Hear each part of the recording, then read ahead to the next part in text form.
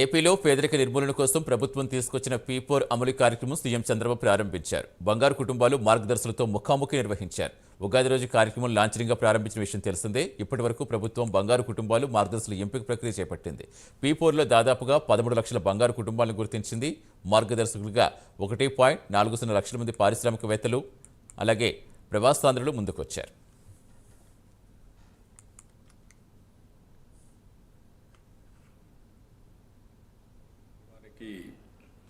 మనం ప్రారంభం చేసుకుంటున్నాం. ఈ కార్యక్రమాన్ని కూడా చూస్తే తెలుగు నూతన సంవత్సరం రోజున ఉగాది రోజున మనం దీనికి సంకల్పం చేశాం. కాన్సెప్ట్ని ఇనాగరేట్ చేసుకున్నాం. అప్పటి నుంచి ఇప్పటి వరకు దీన్ని ప్రమోట్ చేస్తూ వచ్చాం. ఈరోజు రాష్ట్రం మొత్తం ఇప్పటికే చాలామంది ప్రారంభించారు. అఫీషియల్గా ఈరోజు ఈ కార్యక్రమాన్ని లాంచ్ చేస్తున్నాం.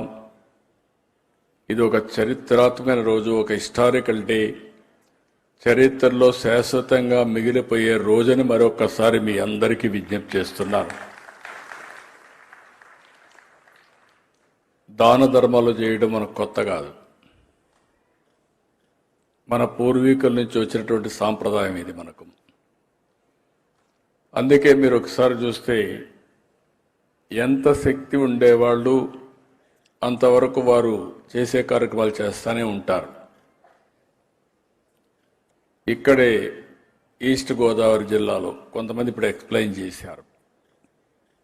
డొక్కా సీతమ్మ గారు, ఆ రోజుట్లో డొక్కా సీతమ్మ గారు చేసిన పని, ఆ గోదావరి దాటి వచ్చిన వాళ్ళందరికీ ఎంతమంది వస్తే అంతమందికి భోజనం పెట్టారు.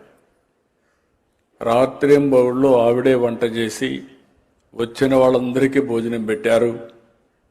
ఆవిడ చనిపోయి చాలా సంవత్సరాలైంది, కానీ డొక్కా సీతమ్మ గారంటే పేదల పెన్నిదిగా, ఎవరొచ్చినా అన్నం పెట్టిన అన్నదాతగా ఇప్పటికి కూడా గుర్తుండిపోయిందని చెప్పి కూడా నేను మీకు తెలియజేస్తున్నా. ఒక మంచి కార్యక్రమం చేస్తే చరిత్ర గుర్తుపెట్టుకుంటుందనే విషయం ఇది ఒక ఉదాహరణ మాత్రం. ఒక వినూత్నమైన కార్యక్రమానికి మనం ప్రారంభం చేసుకుంటున్నాం. ఈ కార్యక్రమాన్ని కూడా చూస్తే డొక్కా సీతం అంటే పేదల పెన్నిది, అన్నదాతకి ఇప్పటికీ ప్రజల్లో గుర్తుండిపోయారని సీఎం చంద్రబాబు అన్నారు. మంచి కార్యక్రమం చేస్తే చరిత్ర గుర్తుపెట్టుకుంటుందన్నారు. సుదీర్ఘ రాజకీయ జీవితంలో అనేక కార్యక్రమాలు చేస్తారని తెలిపారు. జన్మభూమి, ప్రజల వద్దకు పాలన, శ్రమదానం వంటి కార్యక్రమాలు చేస్తామని, పచ్చదనం, పరిశుభ్రత, నీరు మీరు వంటి అనేక కార్యక్రమాలు చేస్తామని తెలిపారు. దీని ముఖ్య ఉద్దేశం పేదరిక నిర్మూలన, ఆర్థిక సంస్కరణతో సంపద సృష్టించడం చాలా సులభమైందన్నారు.